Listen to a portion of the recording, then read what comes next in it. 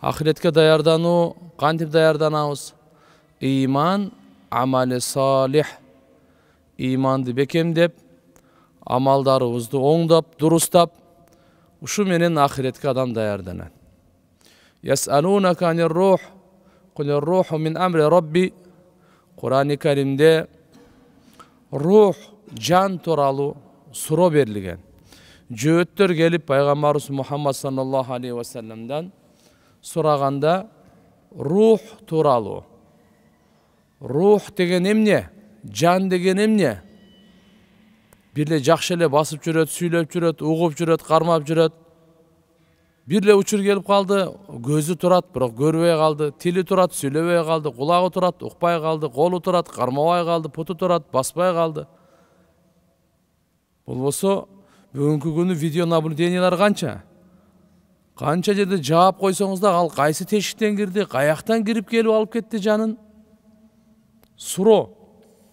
Канчалык качсаңыз да, канчалык жапсаңыз дагы, канчалык сакчыларды коюп, канчалык видео наблюдение койсоңуз да байкабай калды. Бу рух деген кандай бу? Пайгамбарыбыздан сураганда Алла субханаху ва тааланын тарабынан жооп келген. Кулир руху мин амри рабби. Айтып койгон. Рух деген мен Робумдун амыры, өкүмү. Демек качанка чейин Алла тааланын буйругу болсо, биздин денебизде жаныбыз болот деген. Качан Алла тааланын буйругу келсе, чыксын деген. Болду. Денеден жан чыгып кетет, ошо ойдон бүттү. Ошо ойдон бүттү. Демек баарыбызга эртелүү кеч бул саат, бул минута бар нерсе. Тугандарыбыз бар. Будан чочуй турган, корко турган нерсе эмес. Өлүм жаман болгондо Алла таала пайгамбарларга бермек эмес. Демек бунун дагы өзүнчө бир хикматы, данышмандыгы бар. Түбөлүктүү дүйнөгө өтүүсү бар. Ошого маркумду узатуу адебин жакшы үйрөнүп алышыбыз керек. Маркумду узатуу адеби башыбызда ар бирибизде бар. Ар бирибизде бар. Ошон үчүн биринчиси өлүмдөн кийинки ушу адепте маркумду узатууда кайгы келер замат сабыр кылуу. Пайгамбар саллаллаху алейхи ва саллам айткан: "Иннама сабру инда садматил ула." Сабырдуулукту Алланын алдында ошого сооп качан берилет? Алла таала ошо кайсы сабырдуулукту баалайт? Качан биринчи келгенде кайгы, ошондо сабыр кылса. Кийин бардыгы эле сабыр кылат, калайбы, каалабайбы.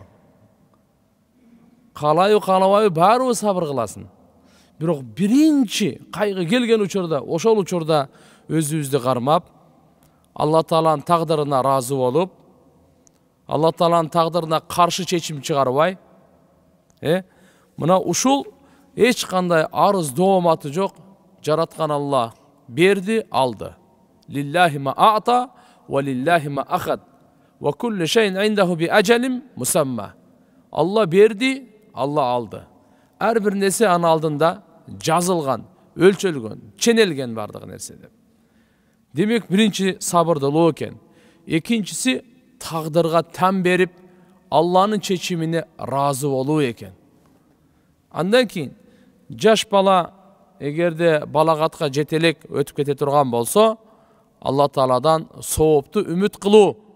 Булар эч бир күнөөсү жок, тагдырында бар экен, бирок кыямат күнү бул шапаат кылат. Ата энесин этегинен кармап, эгерде амалы дурус эмес болуп дозокко бара турган болсо, я Алла, мени булар менен чогуу дозокко таштагын, же болбосо ата энемди мен менен бирге бейишке алып киргин дейт. Жан чыгар замат эки байлайт экенбиз. Себеп дегенде адамдан жан чыккандан кийин ал ар кандай абалда болуп калат. Денесинен нажас чыгып калат, путу колдору карышып калат, көздөрү чекчейип калат, ээги түшүп калат. Ошон үчүн эртеси күнү же ошо күнү кыскасы адамдар келгенде бир чочубай тургандай, эң биринчиси карап туруп, эгин байлап, көзүн жумат экенбиз. Эки көзүн ошо денеси азыр ысыгыраак учурунда көзүн жумуп коюшубуз керек. Себеп пайгамбарыбыз саллаллаху алейхи ва саллам бунда дагы фаакмидул басар ида хадарtum маутакум фаакмидул басар. Качан силер ушундай маркумду узатканга келе турган болсоңор, анда көзүн жаап койгула деген да. Көзү ачылган бойдон кала турган болсо, кийин жабылбай калат. Андан кийин кичине бир коркунучтуураак анча-мынча адамдар көргөндө чочуп калышы мүмкүн. Өлүктүн жанына отурганда жакшы сөздөрдү айтып отуруш керек экен. Жаназаны өзү башталганын өзү дайыма эле жакшы сөз сүйлөш керек. Бирок өзгөчө өлүктүн алдында отурганда, ошол жерде мисалы азыр бизде кыргыз үй тигип коет. Таң атыкчакта алмашып отурушат. Жерге бергенге чейин жанында турушат. Жерге алып барып атканда ал жерге, көргө алып чыкканда дагы ал жерде турушат. Ушул аралыктардын бардыгында ушак, кыйбат, тияк бияк, ар кандай сөздөр, саясат жок. Жакшы сөздөр сүйлөш керек экен. Пайгамбар саллаллаху алейхи ва саллям айткан: "Ида хадарtumul mayyita faqulu khayran fa innal malaika yu'minuna ala ma taqulun." Муслим шарифте келет: силер качан маркумду узатууга бара турган болсоңор, жанында жакшы гана сөздү сүйлөгүлө, анткени периштелер сүйлөгөн сөздөрүңөргө амин деп турат дейт. Бул өзүнчө. Ал эми өлүк боюнча сүйлөй турган болсок, майит боюнча сүйлөй турган болсок, анда Пайгамбар саллаллаху алейхи ва саллям айтат: "Удкуру махасина маутакум." Ошо маркумдун жакшы гана сыпаттарын эстегиле, жакшы кылган иштерин гана айткыла дейт. Ар бир адам баласы болгондон кийин жакшы да иши бар, жаман дагы иши бар. Кээ бир адамдардын жакшы иши көбүрөөк, кээ бир адамдын жаман иши көбүрөөк. Кандай болбосун, бизге буйрук берилген экен. Биз өлгөн майиттин жакшы гана сыпаттарын айтышыбыз керек экен.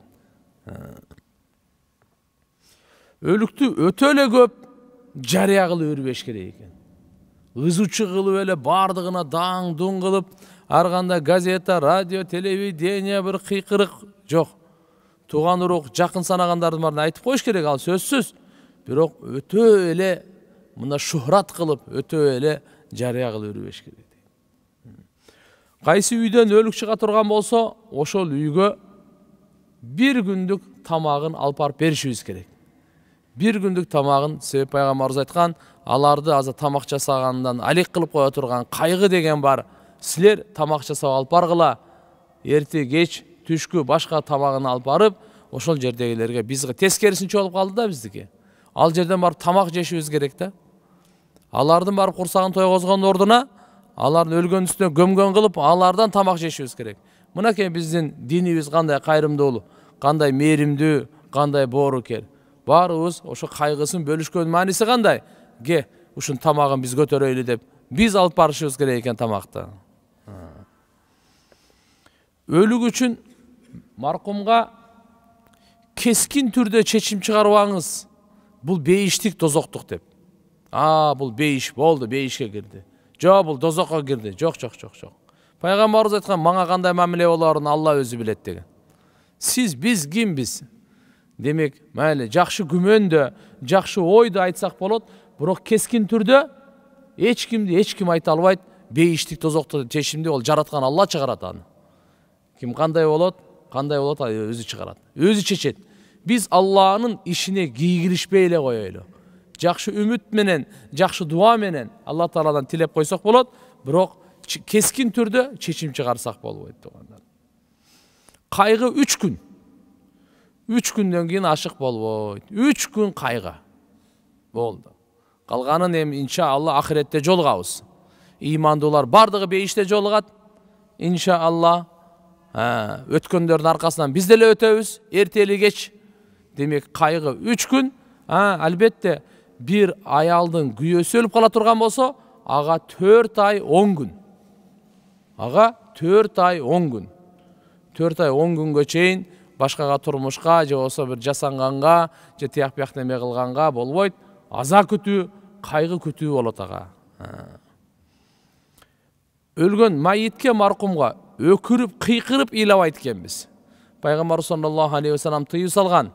Бетти тырмап, чачты жулуп, көкүрөктү айрып, кийимдерин айрып, мынанда эси ооп калган андайлардан тыюу салган. Ыйлагандан тыюу салган эмес, өкүрүп кыйкыргандан тыюу салган. Ыйлаган болот ал. Бул дагы Алла Тааланын мээрими, рахматы, көздөн жаш чыгат. жүрөк кайгырат деп пайгамбар саллаллаху алейхи ва саллям айткан. Албетте кайгыны көрсөтүү, кыжалат болуу, бул дагы уруксат бар, бул дагы жайыз деп айтсак болот. Өлгөн кишинин жүзүн ачып, пешенесинен бетинен өп койсо болот. Пайгамбар саллаллаху алейхи ва саллям өткөндө Абу Бакр Сыддык разияллаху анху келип, жүзүн ачып туруп, жүзүнөн өптеле.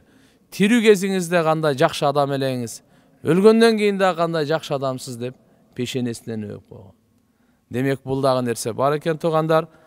Кийинки сабакты маркумду кусул кантип беребиз, жаназаны кандай кылабыз, кандай көмөбүз, иншалла кийинки сабактарда. Жараткан Алла Таала баарыбызга пайгамбарыбыз көрсөтүп кеткен сүннөттө жашаганга, өзгөчө маркумду узатканга жардам берсин. Бая башында айтып кеткендей, эртелүү кеч бул ар бирибиздин башыбыздагы, мойнубуздагы милдет. Жаназанын дуасын жаттап алайлы. Жаш балдарга өзүнчө дуа, кыздарга өзүнчө дуа, улууларга өзүнчө дуа. Аларды биз жаттап алышыбыз керек туган. Алла субханаху ва таала карабайсызбы, исламда маркумду узатканда дагы сый менен узаткыла. Маркумду узатканда дагы урмат менен ошонун жолун эске алып, бардык эреже жол жоболорду лайыктап неме кылып койгон. ربنا آتنا في الدنيا حسنة وفي الآخرة حسنة وقنا عذاب النار برحمتك يا